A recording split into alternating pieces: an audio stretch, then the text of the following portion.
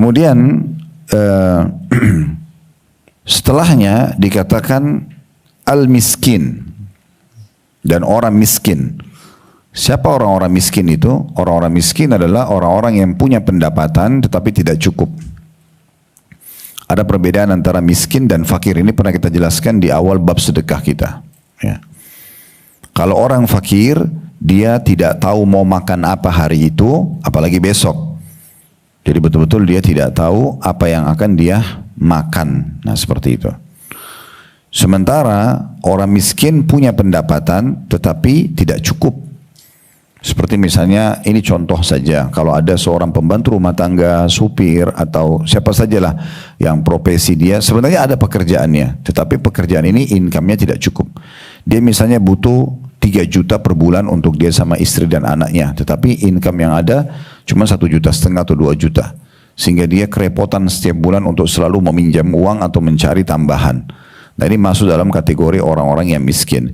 Nah kata para ulama, kalau miskin saja punya income, kita dianjurkan untuk as-sa'i, kita selalu mencari mereka dan kemudian memenuhi kebutuhan mereka. Bagaimana dengan orang fakir? Karena orang miskin dasarnya punya pendapatan. Nah berarti orang fakir lebih pantas masuk dalam makna ini.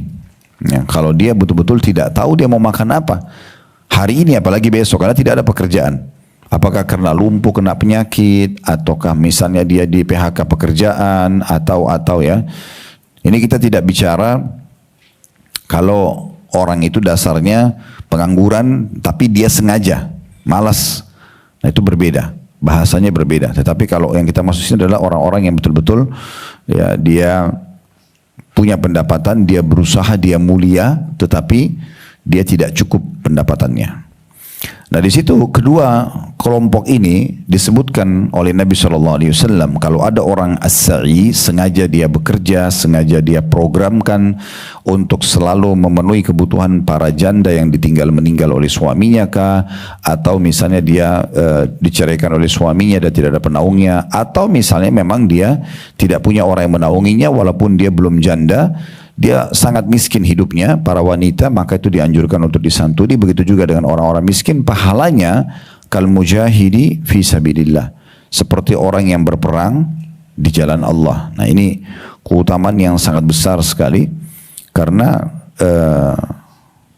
kata sebagian ulama, ini sebuah bonus hadiah bagi orang yang tidak bisa pergi ke medan perang.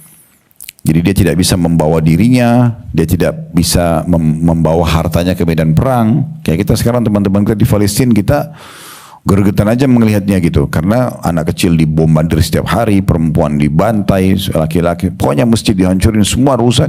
Kita nggak bisa buat apa-apa. Lalu apa yang bisa kita lakukan sekarang? Kita berdoa dan kita sumbangkan harta kita kepada mereka.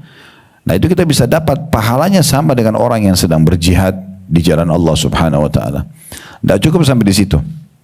Jadi kita tidak perlu bawa pedang, menghadapi musuh dengan pedang, dengan senjata, tapi dengan sibuk. Ibu misalnya programin setiap bulan, mana nih tetangga-tetangga yang janda-janda tidak mampu. Lalu ibu naungin, misal mampunya ibu cuma hanya membantu beras 5 liter atau 5 kilo per bulan. Lalu dinaungilah 5 atau 10 rumah misalnya. Ya udah, itu yang mampu saya seperti itu. Mungkin mereka kalau ada punya kekurangan lagi dibantu lagi sama yang lain. Atau kita ajak teman-teman atau kerabat kita untuk partisipasi dalam masalah ini.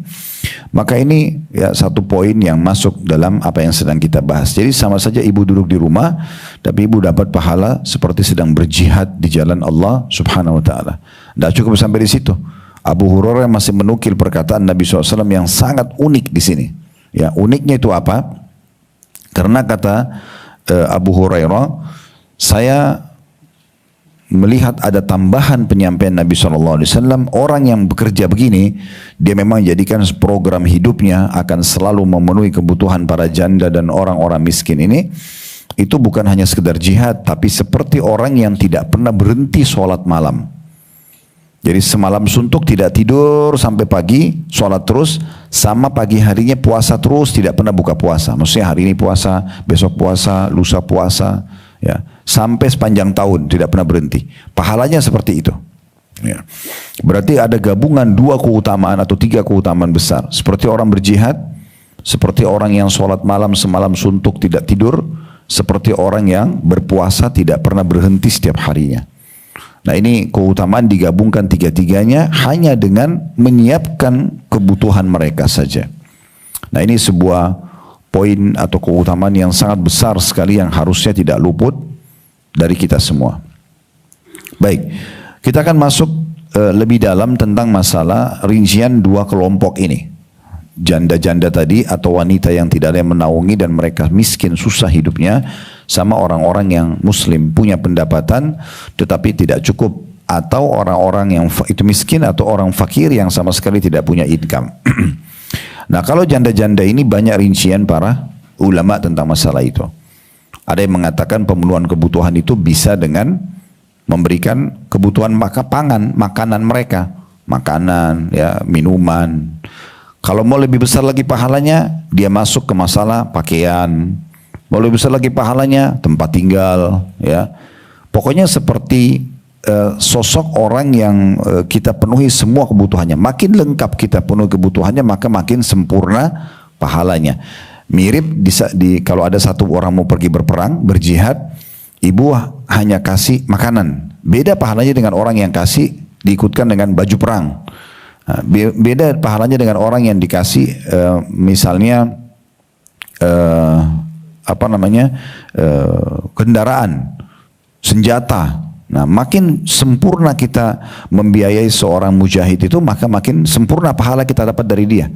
Ya, makanya Utsman bin Affan radhiyallahu anhu pernah menyumbang sekitar ratusan ekor kuda, seingat saya 1000 ekor ya, 990 kuda, 10 ekornya unta. Itu beliau sumbangkan di perang Tabuk kepada Nabi SAW untuk diberikan kepada para mujahid, tapi tidak sekedar memberikan tunggangannya saja, tidak hanya sekedar kuda sama unta saja, tapi beliau berikan lengkap dengan pedangnya, perisainya, baju perangnya, ya. Kalau kita masa sekarang itu mungkin botol minum ya, mereka itu kendi-kendi minum pada saat itu, apa saja yang mujahid ini tinggal naik kuda itu sudah siap untuk berperang. Nah seperti itu. Nah ini berarti pahalanya lebih maksimal seperti itu. Jadi kalau misalnya ibu punya kemampuan, jangan bantu cuma sembakonya saja. Ya, mungkin ibu sekalian kalau dia tidak punya tempat, ibu kontrakin tempat, atau misalnya kita punya lahan kosong, dibiarkan mereka tinggal di sana. Kalau dia punya anak-anaknya juga kita bantu sekolahkan.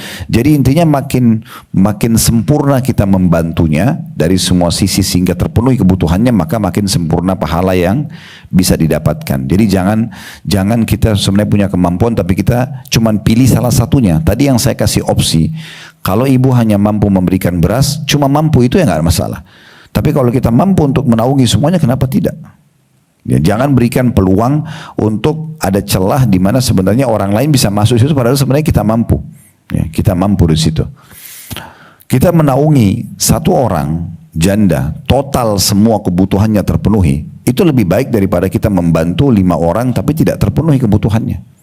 Kayak misalnya kita memberikan satu roti besar kepada satu keluarga yang janda ini, bisa dia makan sama keluarganya, itu lebih baik daripada roti ini kita potong-potong menjadi 10 lalu kita berikan kepada 10 janda yang mungkin tidak memenuhi kebutuhan mereka. Nah, tapi kalau misalnya opsinya adalah mereka cuma minta bantuan beras, ya udah kita bantu, seperti itulah ya. Jadi sebenarnya lebih kepada makin sempurna kita masuk dalam kehidupan mereka, maka berarti makin besar pahala yang akan diraih. Nah ini yang dimaksudkan dengan janda tersebut. Nah ini kalau kita bicara jenis-jenis bantuannya. Khusus bagi laki-laki ada bahasan sebagian ulama juga boleh mereka masuk ke bab dengan menikahi. Ya, dengan menikahi para janda-janda yang tidak mampu. Tapi di sini memang yang dimaksud adalah janda-janda miskin, ya. Mereka susah keadaannya sehingga kalau dia pun bawa anak dari suaminya yang meninggal sehingga jadi anak yatim, itu ada pahala sendiri. Ini ada bahasan kita nanti di pertemuan bab terakhir atau bahasan terakhir di masalah sedekah ini. Karena anak yatim itu adalah semua anak-anak laki-laki ataupun perempuan yang meninggal ayahnya sebelum balik. Maksudnya si anak-anak ini belum balik, baru dikatakan yatim. Nah itu maksud dalam hadits Nabi SAW, saya dan sponsor anak yatim seperti ini di surga. Lalu Nabi SAW kasih isyarat jari tengah sama jari telunjuk beliau dan direnggangkan sedikit. Maka ini memang ada pahala dan keutamaan sendiri. Nah dulu di masa Nabi SAW, di masa para sahabat, itu mereka melakukan ini salah satu programnya, salah satu program. Jadi kayak misalnya ada orang pergi berperang, meninggallah si sang suami, maka penduduk Madinah itu mendatangi dan membantu para istri-istri mujahid yang meninggal ini. Ada juga yang menikahi, sehingga kalau dia nikahi berarti sudah tanggung jawab dia sepenuhnya. Nah itu salah satunya. Kemudian masuk juga dalam masalah miskin, ya. Di sini cara membantunya mirip dengan tadi para janda itu. Jadi saran saya, kalau ibu-ibu ingin membantu para orang-orang miskin ini, tadi poinnya, kalau kita hanya mampu masuk ke salah satu substansial kehidupan dia, misalnya beras saja, nggak masalah. Tapi kalau ibu bisa masuk kepada semua, ibu jadikan satu rumah itu. Ya, dan kalau kita bicara orang miskin ini berarti tidak ada urusannya sama janda lagi ya. Jadi walaupun ada kepala keluarga di situ, ada laki-laki, tapi laki-laki ini memang dia sendiri yang menaungi istri dan anaknya, dan memang dia tidak mampu, berarti kita bisa peraih pahala satu keluarga. Satu keluarga itu semuanya. Ibu bisa bayarin kontrakannya, atau ibu bisa kasih pinjamin rumah, atau ibu bisa bayarin listriknya, bisa siapin makanannya, bisa siapin pakaiannya, bisa sekolahkan anaknya, dan seterusnya. Ya. Nah salah satu program yang menarik sebenarnya yang mungkin masih sedikit orang kerjakan, ini saya sudah tekankan kepada teman-teman di yayasan kami agar bergerak. Itu kan cukup banyak ya di lampu merah orang-orang miskin ya. Mereka minta, mereka mengemis. Sayang sekali kalau ibu sekalian hanya sekedar kasih uang 5.000, 10.000 selesai. Itu hanya sekedar bantu di saat itu. Mungkin dia cuma bisa beli air mineral dengan 5.000 rupiah, atau mungkin kalaupun ibu itu punya anak, mungkin dia cuma bisa belikan susu 1 kaleng, atau hanya untuk 2-3 hari misalnya. Kenapa enggak cari datanya orang ini? Siapa orang ini? Tinggal di mana? Anak kecil tanya, di mana orang tuamu nak? Cari alamatnya, temuin orang tuanya, lihat tempat tinggalnya. Jadikan itu sebagai program. Nah itu makna daripada as-sa'i tadi. As-sa'i itu kita sengaja memang menjadikan program, kita mencari itu. Kita mencari mereka dan kita berusaha untuk memenuhi kebutuhan mereka. Nah ini jalannya kita, usahanya kita di data gitu kan. Itu sangat bagus. Itu juga bisa membantu pementasan kemiskinan, program pemerintah. Itu sangat bagus. Jadi kita kalau tahu anak itu tinggal di mana, kita ketemuin orang tuanya, mungkin ibunya lagi sakit, mungkin ayahnya lagi sakit, kita bisa bayar rumah sakitnya, mungkin dia cuma tinggal di pinggir jalan, mungkin kita bisa berikan naungan tempat tinggal, mungkin kita bisa sekolahkan anak-anaknya. Bukan mustahil anaknya itu satu waktu menjadi seorang ulama kalau ibu masukkan di pesantren misalnya, sekolah tahfidz Quran, ya, ringankan beban dia, gitu kan. Kemudian juga bisa, mungkin bukan mustahil satu waktu jadi presiden, Allahu a'lam. Sehingga dia banyak dengan tanda tangannya, dengan keputusannya disebarkan keadilan, banyak program yang sosial yang berjalan, pendidikan berjalan, kita panen pahalanya kan gitu. Saya kasih contoh misalnya ada seorang ibu dulu di Mekah. Ibu ini bukan orang kaya sebenarnya, tapi waktu masa itu masih ada masa perbudakan. Maka beliau pernah pergi ke pasar membeli seorang budak berkulit hitam. Ibu bayangkan ini yang dibeli sama dia. Budak ini sebenarnya, ini cirinya ya, badannya kurus sekali, kakinya satu pincang, ya, matanya satu agak bermasalah gitu, rambutnya keriting kecil-kecil. Tapi ibu ini beli itu sesuai dengan kemampuan dia. Budak ini tujuannya untuk membantu dia di rumah sebenarnya. Maka budak ini rupanya dengan kuasa Allah Subhanahu Wa Taala menjadi orang yang sangat baik pada ibu itu. Walaupun dia punya kekurangan fisik, tapi budak ini selalu memberikan hak ibu itu di pagi hari, di siang hari, di sore hari. Apa saja yang disuruh dia iakan, dia tidak pernah bantah. Apa yang dikasih dia makan. Tapi malam harinya, ya, atau di saat ibu itu istirahat, dia pergi ke Masjid Haram. Karena kebetulan di Mekah. Orang ini pergi ke Masjid Haram dan belajar dari para ulama. Duduk di majelis ilmu, dengarin. Malam hari dia sholat tahajud.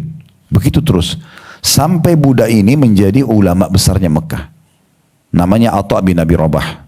Kalau ibu-ibu ketik searching nama Atha bin Abi Rabah, itu dinaungi oleh seorang ibu kalau tidak salah ibu ini ibu janda, ya. Kemudian karena ibu ini melihat setiap kali kalau dia kerja, habis kerja, kalau waktu istirahat, dia gunakan maksimal. Selain menuntut ilmu, pada saat ilmunya sudah banyak, hampir mayoritas masyarakat Mekah itu datang konsultasi kepada dia. dan tanya hukum agama segala macam gitu. Dan malam hari selalu sholat tahajud.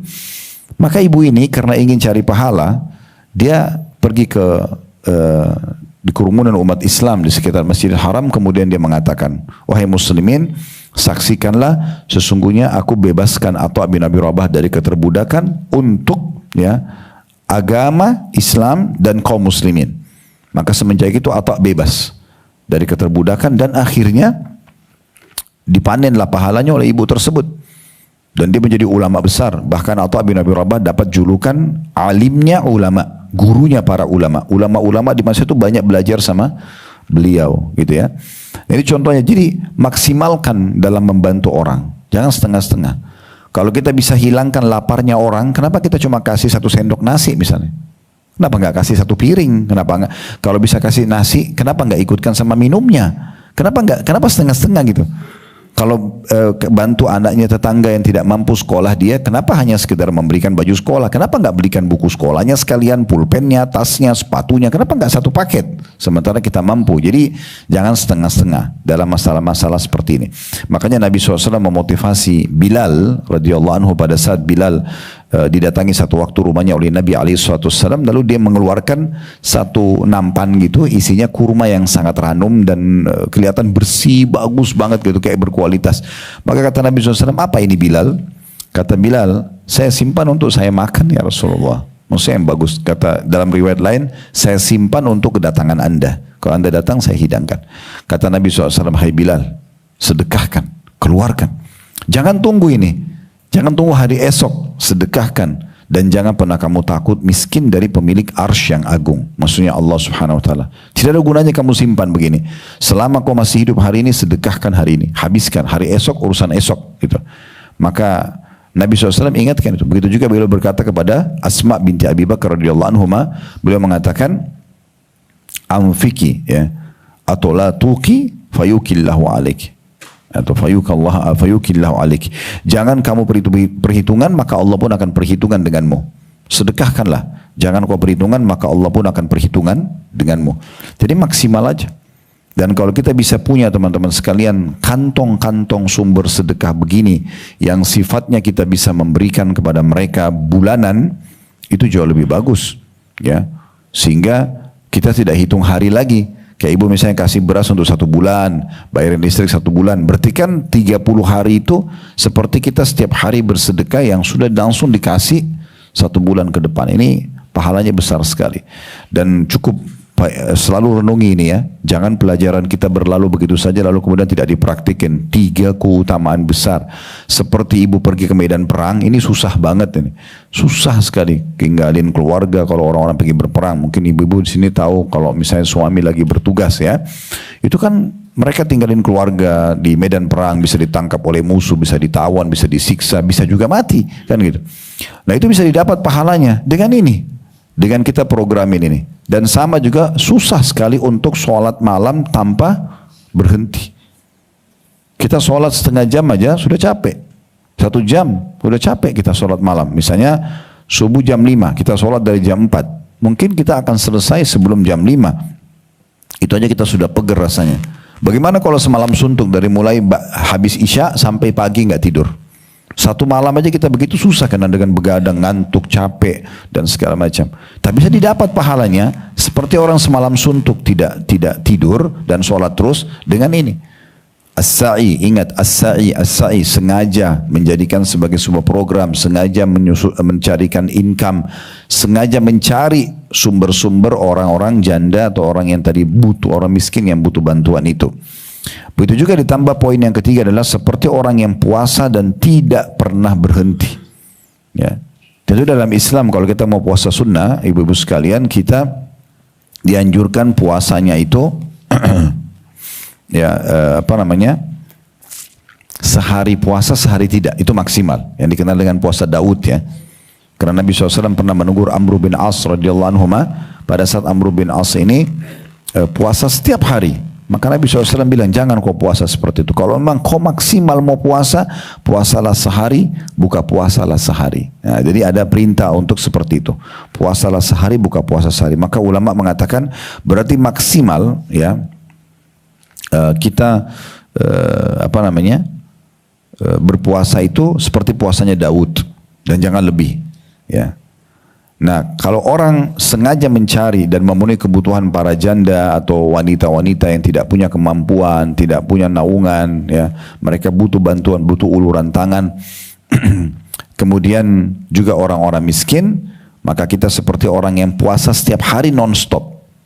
Sampai ada sebagian ulama terang-terangan mengatakan, bagi orang yang masih bolong-bolong sholat malamnya, orang yang masih bolong-bolong puasa sunnahnya, maka ini cara terbaik untuk menutupi kekurangan itu. Apalagi kalau dasarnya dia memang tiap malam sholat, tiap hari dia tiap ada kesempatan puasa dia puasa misalnya. Apalagi kalau dia puasa Daud, kemudian ditambah lagi dia bantu para janda dan orang-orang miskin ini, berarti dia sudah menggabungkan semua kebaikan-kebaikan. Ya. Maka ini poin juga perlu garis bawahi.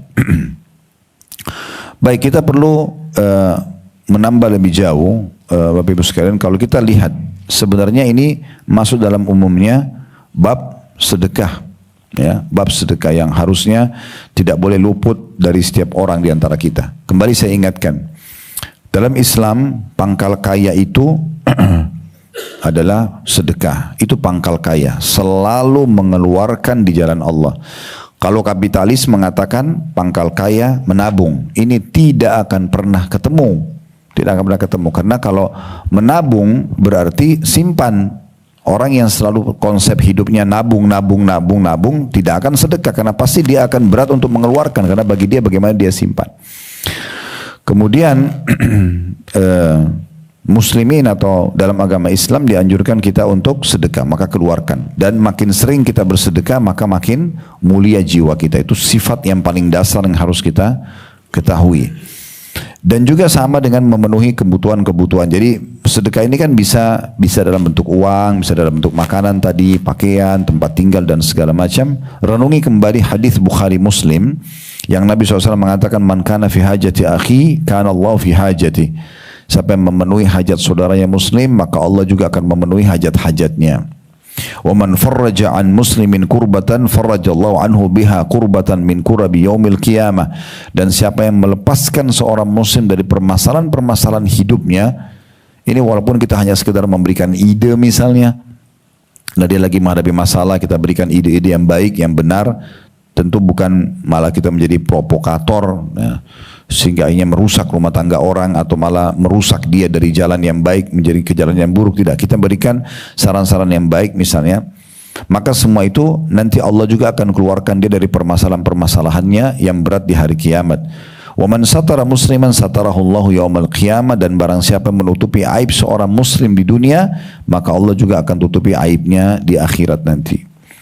Nabi SAW juga mengatakan dalam hadis yang lain, riwayatkan Bukhari Muslim, Ishfa'u tu'jaru. Ya, berilah pertolongan, tolong orang-orang, maka kalian juga akan diberikan balasan yang melimpah. Wa yaqdillahu ala lisan Nabi sallallahu alaihi wasallam ma syaa. Dan Allah akan memenuhi kebutuhan orang-orang itu melalui lisan nabinya Muhammad sallallahu alaihi wasallam sesuai yang Allah kehendaki. Maksudnya kalau sampai kepada Anda informasi seperti ini tapi Anda cuekin, ya udahlah, itu kan orang siapa saja yang bantu, ya udah, berarti luput dari Anda kesempatan itu. Setiap kali terlintas di benak kita teman-teman sekalian peluang untuk berzikir kah, berdoa kah, baca Quran kah, hadir majelis ilmu kah, apa saja, sholat malam, sholat duha, jenguk orang sakit, bantu orang susah, apa saja terlintas di benak kita, itu berarti Allah sedang mengirimkan sinyal kebaikan itu. Beruntunglah orang yang meraih itu. Ya, ini ingat saya pernah singgung dalam bab haji dan umroh. Jangan selalu berpikiran negatif kalau ada travel yang tawarkan paket, ada teman yang ceritakan tentang pulang umrohnya, oh berarti ini promosi. Bukan. Bisa saja mungkin itu memang panggilan dari Allah SWT supaya Anda diingatkan kembali. Beruntunglah orang yang engah dengan masalah itu. Anda dengar tetangga ada yang sakit, sampai di telinga kita. Harusnya kan kita ikut menjenguk. Bukan hanya sekedar sampai informasi supaya kita raih pahala menjenguk orang sakit misalnya. Ada orang susah, ya. Kemudian kita tetangga-tetangga pada urunanlah mereka untuk membantu. Lalu kita harusnya ikut partisipasi. Jadi jangan biarkan, ya, atau menonton saja orang-orang panen pahalanya. Yang unik kadang-kadang, ya, kalau misalnya ibu lagi duduk berdua nih sama teman di mobil. Ini sebagai contoh saja. Kemudian ada orang miskin yang ketuk kaca mobil, kebetulan teman ibu yang bawa mobil, ibu di sebelahnya. Ada orang miskin ketuk pintu. Lalu temannya ibu lalu mengambil uang, mengeluarkan uang misalnya 10 ribu atau 50 ribu dikasih kepada orang miskin. Saya mau tanya ibu jujur, apa yang ibu lakukan pada saat itu? Umumnya orang apa? Oh, teman saya sudah bantu. Ya enggak? Ya udah, kan sudah dibantu. Ibu diam aja, ibu nggak buat apa-apa. Itu umumnya orang buat. Ini kan seperti orang yang nonton temannya panen pahala, tambah derajat di surga, tapi dia tidak dapat. Harusnya begitu lihat orang miskin dekat, itu orang miskin kita bantu yuk. Ini panggilan nanti akan membuat dia dapat pahala temannya. Dan pada saat orang itu datang, dia titipin uang ini, kasih uangnya juga sekalian. Jadi bukan cuma lihat temannya melakukan itu tuh sayang sekali. Kan gitu. Kenapa enggak ikut sekalian di situ untuk dapat pahala? Nah, ini poin yang harus kita garis bawahi ya. Nabi SAW juga mengatakan yang lebih umum dalilnya, kata Nabi SAW dalam hadis riwayat Muslim, "Man istata'a minkum an yanfa'a akhahu falyaf'al." Siapa yang bisa memberikan manfaat untuk saudaranya, lakukan manfaat apapun.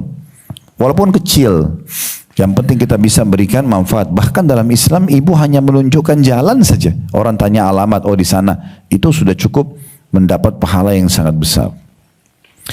Ingat juga hadis Nabi SAW, "Man kana ma'u fadlu dhahrin falya'ud bihi ala man la dhahra lahu wa man kana lahu fadlu min zadin falya'ud bihi ala man la zada lahu." Qala, perawinya mengatakan, "Fadzakara min asnafil mali ma dzakara hatta ra'ayna annahu la haqqa li ahadin minna fi fadl." Terjemahannya ini dinukil dari hadis yang sahih dari riwayat Imam Muslim, barang siapa yang memiliki kelebihan punggung, maka hendaklah memberikan kepada orang yang tidak mempunyai kelebihan itu. Kelebihan punggung biasanya dibahasakan orang punya tunggangan, kendaraan. Ya. Siapa yang punya kelebihan, kasih aja orang lain juga, biar orang lain juga punya kendaraan. Jadi setiap dia pakai untuk silaturahim, dia pakai ini dan itu, maka kita akan panen pahalanya. Nah, ini Nabi SAW anjurkan ya. Seperti contoh, sebagai contoh sederhana saja ya. Kalau misalnya ada keluarga atau tetangga kita di kampung, mungkin kita pernah dari kota mana ya datang, terus sekarang sudah hijrah dan tinggal di Jakarta misalnya. Lalu kemudian mereka datang, ini kesempatan emas. Siapin tempat tinggal buat mereka, siapin kendaraan buat mereka. Ini pahalanya besar banget.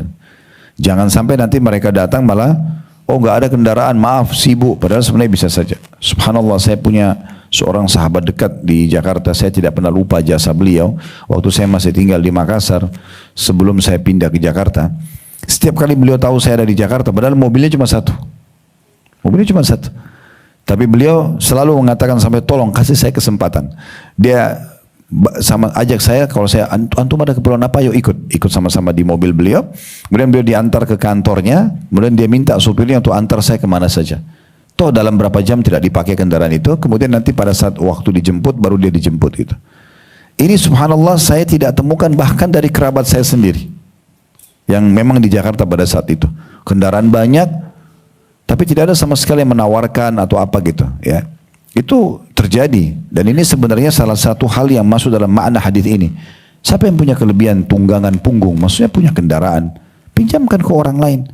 Saya subhanallah pernah satu waktu mau umrah. Waktu itu saya masih awal pindah ke Jakarta dan ayah saya masih hidup rahimahullah. Beliau bilang sama saya, kita mau umrah. Waktu itu kami belum ada travel dan memang tidak melalui travel. Saya ajukan visa langsung ke kedutaan Saudi dikasih. Saya juga beli tiket sendiri. Di Saudi pun waktu itu saya pesan hotel sendiri. Waktu itu seperti itu kurang lebih. Tapi saya waktu mau jalan di Jakarta, karena belum ada kendaraan, ada ipar saya mengatakan, ini ada motor dipakai aja. Saya pakai motor waktu itu. Saya mutar-mutar pakai motor. Saya pergi ke di Garuda di Halim waktu itu, beli tiketnya. Saya ke kedutaan Saudi untuk ngurus visanya. Sambil saya jalan, waktu itu satu hari selesai alhamdulillah, saya berpikir, saya nggak tahu ini ipar saya ini sempat berpikir nggak sih kalau roda motor yang dia pinjamkan yang saya pakai ini dia akan panen pahala umroh itu. Karena dengan bantuan dia saya beli tiket, padahal cuma sekitar kemudahan seperti itu saja. Visa juga. Jadi selama perjalanan ini maka akan otomatis saya ada bakti sama ayah saya, bantu beliau sama-sama, kemudian umroh, tawaf, sa'i, belum sholatnya, belum berdoanya, belum segala macam hal bisa dipanen hanya karena menyiapkan itu. Kenapa nggak dilakukan gitu ya? Sayang sekali banyak orang tidak pikir. Atau ya, Anda bisa lakukan hal yang lain. Seperti kami buat program di yayasan kami. Mungkin kalau sudah sering dengar, teman-teman yayasan biasa saya minta sampaikan di pengajian. Kita ada program motor da'i misalnya. Saya setelah melihat di alam kami, di alam saya, di alam berdakwah ini, tidak semua da'i-da'i itu punya kemampuan. Tidak semua mereka punya kemampuan. Ya, kalau tadi kita bicara tentang orang miskin, berarti kan tadi janda dipisahin sama orang miskin, karena janda yang miskin itu seperti punya bahasan sendiri. Tapi kalau orang miskin jenis yang kedua tadi, armala, orang janda-janda yang meninggal suaminya atau ditinggal cerai tapi mereka tidak mampu. Dengan orang miskin, ini sebenarnya janda ini miskin juga, tetapi dipisahkan. Kenapa? Karena kalau orang miskin itu lebih umum lagi nanti masuk, walaupun dia laki-laki tapi dia tidak punya kemampuan. Nah di sini kalau kita temukan ada seorang dai, seorang alim, kondisinya seperti itu, dia ngajar tiap hari, dia sibuk dengan untuk mengulangi hafalan Quran, atau dia guru tahfidz Quran misalnya, atau guru TPA atau apa, ini pahalanya besar sekali. Saya pernah temukan ada salah satu adik kelas saya, subhanallah, kami ketemu di Tebet. Saya tahu anak ini cum laude waktu kuliah, sangat pintar kan. Dia naik motornya itu diikat pakai tali, motor tua gitu, lagi ngajar. Subhanallah, saya tidak sengaja ketemu, sudah sekian tahun tidak ketemu dari semenjak kami tamat itu. Terus saya tanya, ini motor antum? Dia bilang iya. Ada kendaraan lain? Dia diam aja, dia kayak tersipu-sipu gitu. Semenjak itu saya langsung balik ke kantor, kita buatin program untuk motor dai. Termasuk orang yang pertama kita bantu adalah beliau. Kita coba sebar, alhamdulillah sekarang sudah ratusan motor kita bagikan. Nah itu berapa banyak pahala? Saya berpikir kalau saya duduk begini misalnya, berapa banyak hadis yang saya sebutkan, berapa banyak ayat yang saya bacakan, berapa banyak kisah tentang kita bisa sampaikan, berapa banyak juga orang yang bisa berubah dan mengambil manfaat dari situ. Maka kalau dai-dai ini kita bisa penuhi kebutuhan mereka, otomatis berarti kita akan raih pahalanya. Kalau disiapin kendaraannya misalnya, maka berapa banyak pahala yang bisa didapatkan dari mereka ini. Nah yang saya tahu bahkan di Saudi itu para ulama-ulama itu bahkan dikeroyokin oleh banyak orang gitu. Ada yang bayarin listriknya, ada yang bayarin beasiswa sekolah, ada yang sekolah anak-anaknya, ada yang kirimin tiap bulan kebutuhan sembakonya dan segala macam. Karena mereka tahu orang-orang seperti ini akan lebih besar pahala yang bisa diraih karena kesehariannya habis untuk agama Allah Subhanahu wa taala.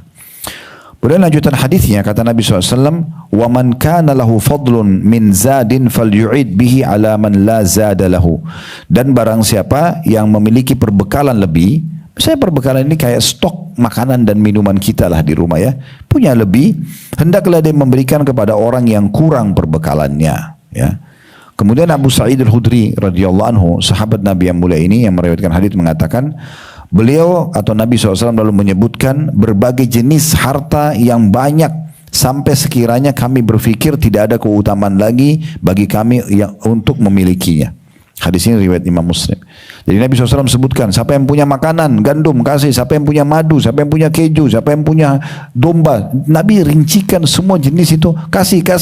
Selama kalian terpenuhi kebutuhannya kasih. Sampai kata Abu Sa'id, sampai kami mengira mungkin sudah tidak ada lagi hak kami untuk memiliki barang. Karena Nabi selalu menyuruh kita untuk berbagi dengan orang lain.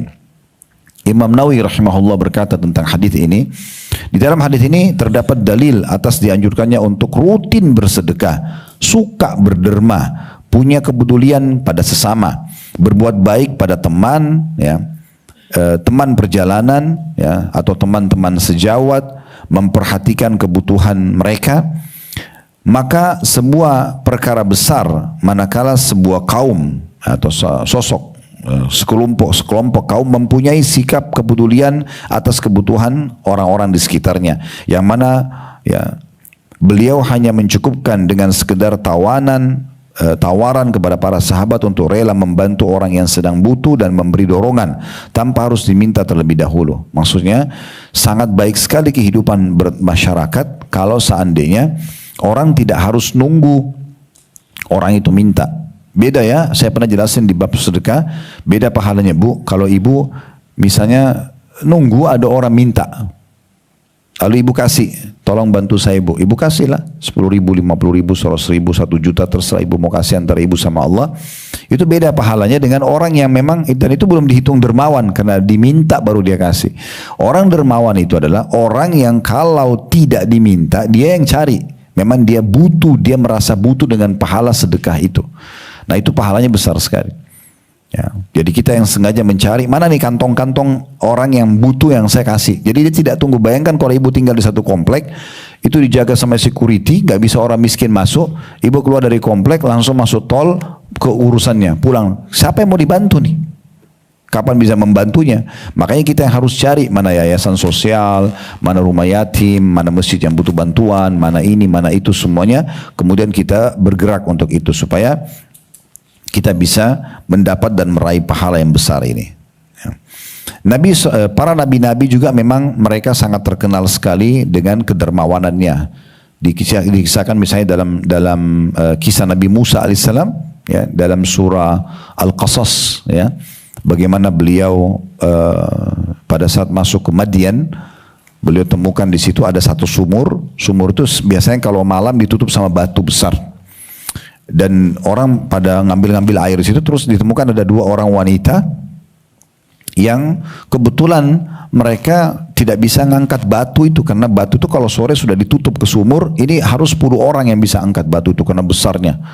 Nah para nabi-nabi Allah berikan kekuatan, mereka bisa 1 orang itu sama kekuatan 10 orang laki-laki, semua nabi-nabi begitu. Nah di sini batu itu diangkat oleh Nabi Musa alaihissalam sendirian. Kemudian diberikan minum air kepada 2 orang ini. Nabi Musa tidak tahu kalau ini adalah anaknya, ya, tokoh masyarakat yang ada di Madian itu. Ya. Maka pada saat itu dia memberikan minum, kemudian pergilah kedua wanita tersebut melapor pada ayahnya dan akhirnya mereka berdua atau salah satunya diutus oleh ayahnya untuk meminta Nabi Musa datang dan diberikan balasan terhadap perbuatan. Tapi Nabi Musa alaihissalam memberikan seperti itu. Ya, kita juga lihat bagaimana Nabi Muhammad SAW tidak pernah dalam riwayat yang sahih kata Jabir, Nabi SAW tidak pernah menolak siapapun yang minta. Ini puncak kedermawanan ya. Kalau ibu mau sampai pada tingkat tertinggi dari kedermawanan, tidak pernah menolak siapapun yang minta dan selalu memberikan maksimal apa yang sedang kita berikan. Nah di sini syaitan memang biasa memberatkan hati kita untuk memberi ya. Atau misalnya kalaupun kita mau memberi maka kita menyicil tadi atau kita kasih sebagian. Bahkan ada yang parah kadang-kadang orang itu dusta ya. Oh, saya mau pinjam uang, saya butuh. Oh saya nggak ada uang, padahal uangnya banyak. Ini bisikan syaitan. Ya kalau dia faham bahwasanya dia bersedekah tanpa harus melihat siapa yang menerima, tapi bagaimana poin sedekahnya, mengeluarkannya itu yang menjadi target supaya dia dapat pahala dari Allah Subhanahu Wa Taala. Terlepas daripada penerimanya siapa, apakah dia bohong atau dia jujur, maka kita tidak akan pernah perhitungan di jalan Allah Subhanahu Wa Taala. Itu yang terjadi pada Nabi alaihi salatu wassalam. Nah di saat Nabi SAW dihibur oleh istrinya Khadijah radhiyallahu anha, waktu pertama sekali beliau terima wahyu Iqra bismi rabbikal ladzi khalaq di Jabal Nur atau di Gunung Cahaya di Gua Hira, kan beliau dalam kondisi ketakutan karena pertama kali melihat Jibril alaihissalam. Waktu itu hiburan Khadijah mengatakan kepada suaminya Nabi SAW, sungguh engkau adalah penyambung tali kerabat. Tidak mungkin Allah hinakan engkau hai suamiku karena engkau suka sekali silaturahim. Engkau juga suka memikul beban kesusahan orang. Ini cirinya Nabi SAW sebelum jadi Nabi. Suka membantu orang ya. Pemberi orang yang papa, yang butuh bantuan. Penjamu tamu yang terbaik. Serta pendukung setiap upaya penegakan kebenaran dalam riwayat Bukhari. Itu ciri khasnya Nabi alaihi salatu wassalam. Dan para sahabat juga begitu. Bagaimana Abu Bakar pada saat masuk Islam beliau punya ya 40.000 dinar emas, semuanya disedekahkan. Dan beliau segera selain mengajak orang untuk masuk Islam, sehingga masuk Islam di tangannya Uthman bin Affan, kemudian Talha bin Ubaidillah, Zubair bin Awam, banyak Abdurrahman bin Auf, sahabat-sahabat yang mulia itu banyak masuk Islam di tangan Abu Bakar. Juga beliau menggunakan hartanya untuk membebaskan orang-orang dari kalangan muslimin yang nanti ke depannya itu mereka menjadi para mujahid ahli ibadah. Yang paling terkenal kan Bilal. Jadi semenjak Bilal bebas dari keterbudakan dan menjadi muazzin Nabi, semua orang yang sholat dipanen pahalanya oleh Bilal karena dia yang panggil hayya 'alas shalah hayya 'alal falah. Tapi ulama mengatakan Abu Bakar panen semua pahala Bilal. Nah, dia yang bebasin misalnya. Dan cukup banyak sahabat yang menjadi mujahid, ya, yang bebas di tangan Abu Bakar seperti Bilal tadi. Kemudian ada Amir bin Fuhairah, kemudian Zambara, kemudian An-Nahdiyah, ini seorang wanita dari suku Nahdiyah dan anak perempuannya, kemudian Jariyah bin Mu'amal, kemudian Ummul Abis, ya, ini semua orang-orang yang dibebaskan oleh Abu Bakar. Umar bin Khattab suka sekali keliling di malam hari mencari siapa saja yang butuh bantuan, dan kisah yang masyhur bagaimana beliau pernah membantu seorang janda yang kelaparan karena 3 hari tidak makan sama anak-anaknya, lalu beliau masakkan sendiri dengan tangannya, beliau puaskan penuhi kebutuhannya. Beliau juga pernah menemukan ada seorang di malam hari Badui yang tinggal lewat Madinah, kemudian istrinya mau melahirkan, kemudian Umar bin Khattab memanggil istrinya di malam hari tanpa ada kamera di masa itu. Tidak ada yang tahu di malam hari ini, dinukil oleh orang-orang yang menyaksikan saja Umar di malam hari sebagai raja, dan istrinya Ummu Kalthum radhiyallahu anha, anaknya Ali bin Abi Thalib, istri terakhirnya Umar, yang berduanya raja sama ratu, datang ke kemah orang Badui lalu membantu Ummu Kalthum istri Umar radhiyallahu anhu ajma'in itu membantu melahirkan wanita tersebut, dan seterusnya. Begitu banyak sekali yang mereka lakukan. Utsman bin Affan tidak berhenti-hentinya bersedekah, ya, Ali bin Abi Thalib dengan sedekah-sedekah yang masyhur. Utsman bin Affan terlalu banyak, beliau beli sumur rumat, beliau menyumbang tadi saya bilang 1000 ekor tunggangan untuk berperang. Ya, sampai kata Nabi SAW, tidak ada lagi yang bisa menahan Utsman masuk ke surga setelah sedekahnya pada hari ini. Ali bin Abi Thalib juga begitu, beliau pernah memberikan 100.000 uang, ya, dinar, ini uang yang sangat banyak, ya. Dan dia juga memberikan pakaiannya kepada seseorang yang minta kepada dia, ya. Sebagian ulama salaf mengatakan, ya, ada orang-orang yang pernah didatangi oleh orang miskin. Kemudian orang miskin itu mengatakan, sungguh aku telah memohon kepada Allah sebelum memohon kepada anda agar memberikanku pertolongan. Lalu kemudian orang-orang ini dengan senyum menyambutnya sambil mengatakan selamat datang bagi orang-orang yang sudah diutus oleh Allah kepada kami. Jadi malah tidak pernah menolak orang-orang miskin tersebut. Cukup banyak kisah-kisah yang berhubungan dengan masalah-masalah seperti ini. Seorang sahabat Nabi bernama Hakim ibn Hizam radhiyallahu anhu, beliau mengatakan, tidaklah di pagi hari, ya, lalu aku tidak menjumpai di pintu rumahku seseorang yang membutuhkan keperluan, melainkan aku mengetahui bahwasanya itu musibah bagi hidupku. Ya, jadi maksudnya mereka itu melihat kalau dia satu hari tidak membantu orang susah, berarti itu musibah bagi mereka. Sampai seperti itu. Ya. Ibnu Abbas radhiyallahu anhu mengatakan, ya, pada saat ada orang-orang miskin minta bantuan di depan rumahnya digantung. Dan pada saat satu waktu mereka tidak ada, semua orang miskin yang biasa minta-minta depan rumahnya tidak ada datang. Maka dia mengatakan pada orang sekitarnya, mana orang-orang ini? Maka mereka semua mengatakan, kami tidak tahu. Abdullah bin Abbas mengambil harta yang biasa dia sedekahkan setiap hari, lalu dia mengejar, mencari mana rumah-rumahnya orang miskin, lalu dia memberikan ke orang itu. Ya, bedakan dengan kondisi kita, mungkin kalau ada orang yang biasa minta pengemis setiap hari, kita lihat mukanya sama, kita bantu, kemudian satu waktu dia tidak ada. Mungkin kita mengatakan, alhamdulillah hari ini dia nggak datang, gitu ya. Ini enggak, malah dia mencarinya, dia sengaja keluar mencarinya. Saya sangat terinspirasi dengan kisah salah satu ulama Saudi namanya Syekh bin Baz rahimahullah. Beliau itu punya di rumahnya, jadi di rumahnya, di sebelah rumahnya itu ada satu ruangan terbuka, itu pakai AC segala macam. Setiap hari makan siang sama makan malam, yang saya dapat informasinya begitu ya. Saya tidak pernah ikut, tapi saya dapat informasinya ini sangat luar biasa gitu. Beliau menyiapkan makan, kalau tidak salah di makan siang untuk 300 orang, makan malam 300 orang. Dan itu orang sekitar sudah tahu ini di sini tempat makan gratis. Jadi dia di ruangan itu dia siapin makan, siapa saja boleh datang, tukang sapu jalanan, tukang sampah, datang makan setiap hari, pagi dan siang dan malam, gitu kan. Jadi ini sebenarnya memang contoh dari Nabi SAW ya. Dalam sebuah riwayat yang sahih dikatakan Nabi SAW itu punya sebuah nampan besar, bu, itu diangkat sekitar 5 sampai 6 orang karena besarnya. Setiap pagi Nabi selalu isi dengan gandum dan makanan-makanan yang biasa dipakai untuk umumnya orang sarapan di saat itu, dan memberikan kesempatan kalau memang ada yang mau juga menyumbang gitu. Jadi memang pola-pola seperti ini luar biasa gitu. Ya. Dan saking, saya tutup dengan ini, saking cintanya Syekh bin Baz rahimahullah dengan sedekah, sampai pernah ada orang datang minta sedekah dengan beliau 2.000 real. 2.000 real itu kalau kita kali 4.000 terus ya 8 juta lebih lah ya. Itu dia, orang itu minta, kemudian Syekh bin Baz gak pakai nanya. Orang itu cuma bilang saya butuh sekali untuk keperluan saya gini-gini. Syekh bin Baz mengatakan berapa? 2.000 real. Ditulis sama dia. Beliau ini orang buta sebenarnya. Yang disuruh tulis sekretarisnya. Tulis 2.000 real. Kasih cek itu, suruh nanti dibawa ke bank. Subhanallah, orang yang minta ini, rupanya dia nakal ini orang.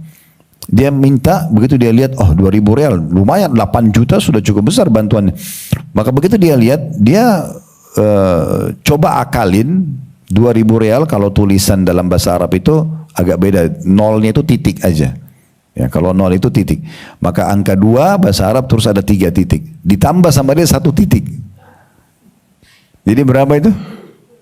20.000. 20.000 real itu berarti 80 juta lebih.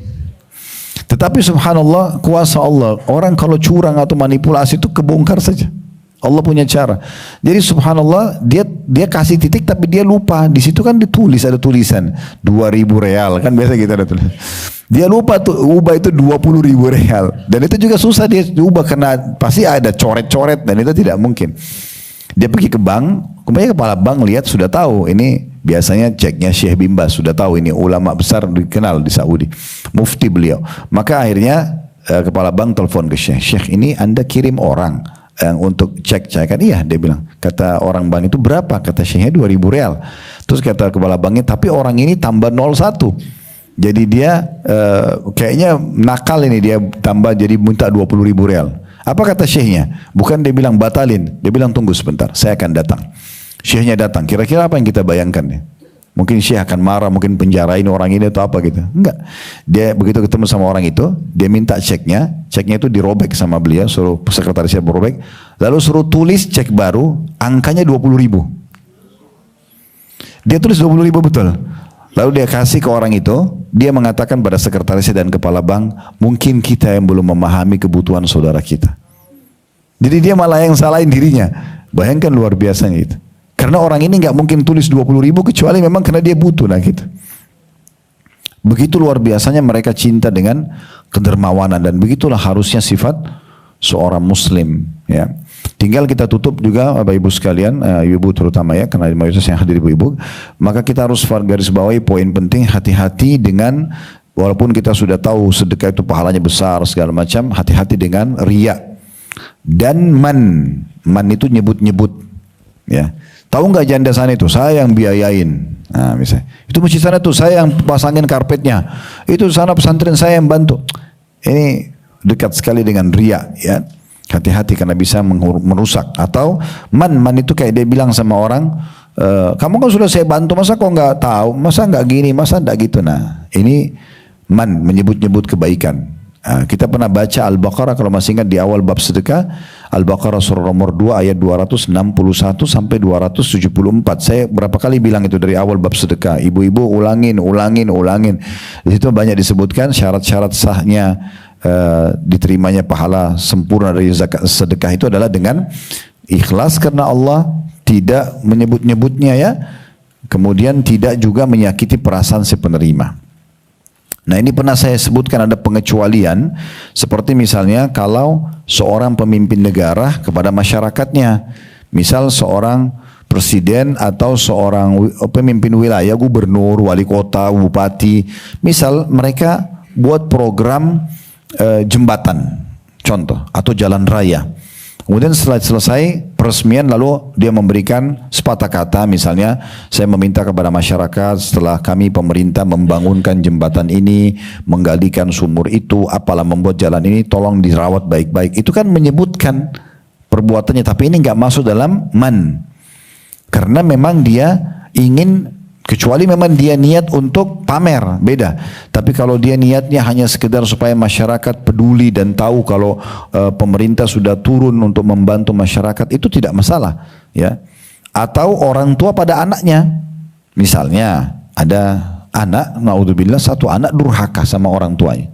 Lalu ibu bapaknya bilang, nak kenapa kau jadi nakal begini? Kenapa jadi durhaka begini? Dari dulu ayah sama ibu sudah membiayai kamu dari kecil. Nyebut gak di sini? Di sini nggak berdosa orang tuanya karena dia punya hak sebagai ayah dan ibu gitu, menyadarkan anaknya. Ya. Kemudian juga suami pada istri, misalnya ibu sudah dikasih nafkah oleh suami bulanan, ini ya nafkahnya sudah disepakati, tapi ternyata habis sebelum akhir bulan.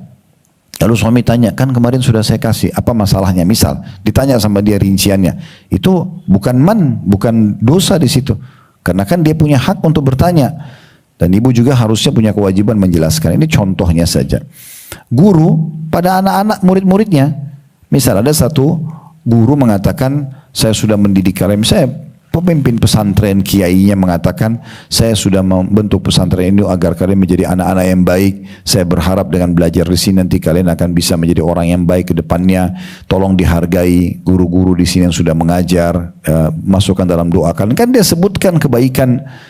Dilakukan ini semua tidak masuk dalam larangan. Tapi kalau orang sengaja mau menyakiti perasaan si penerima dan dia memang bukan niatnya untuk mengingatkan saja, maka itu bisa berbahaya bagi dia, bisa hilang pahalanya. Allahu a'lam. Semoga apa yang kita bahas hari ini bermanfaat buat kita semua dan Allah terima seluruh amal saleh yang pernah kita kerjakan, yang sedang kita kerjakan, yang akan kita kerjakan sampai menjelang ajal nanti dengan pahala, ajal datang nanti dengan pahala yang sempurna, dan semoga Allah memaafkan semua kesalahan kita tidak terkecuali kecil ataupun besar, sengaja tidak sengaja Allah maafkan semuanya dan Allah ganti menjadi pahala, dan semoga saja Allah Subhanahu wa taala menyatukan kita semua di surga Firdaus tanpa hisab, menyatukan dalam majelis ilmu yang mulia ini.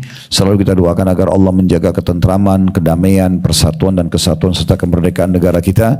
Allah berikan kita pemimpin yang baik, yang menjalankan tugas dan amanah dengan baik. Allah selalu menjaga agar negara kita selamat dari segala mara bahaya, serta juga Allah Subhanahu wa taala menjadikan contoh negara kita bagi negara-negara yang lain dalam kebaikan.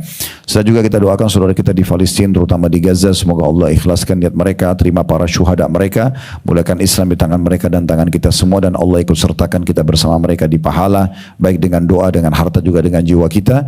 Dan semoga Allah Subhanahu wa taala sekali lagi menyatukan kita semua di surga Firdausnya tanpa hisab, mana disatukan dalam majlis ilmu yang mulia ini. Allahumma amin.